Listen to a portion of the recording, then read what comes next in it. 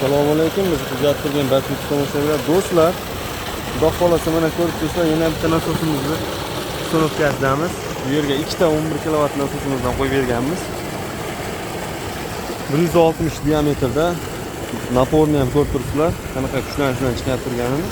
Masofasi ja unaqa uzoq emas, 7,5 kW 100 kubaldan qo'ysak ham bo'lardi, lekin bular 200 kubal deyishgan uchun shundan qo'ydik.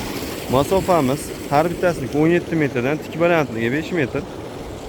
Mana shu holatda mana nasoslarni suv ichiga tashlaganmiz va shu uстановкасы cho'tki bo'ldi. Paltin tubalar shu yerda o'zidan oldik. Transformatorimiz ham 40 talik, yonida mana elektr shiftlarimizgacha qo'ydik. Ikkalasi 8,4 8,5 kilovatga to'g'ri kelyapti. Lekin suvni ko'rib turibsizlar, ro'monman.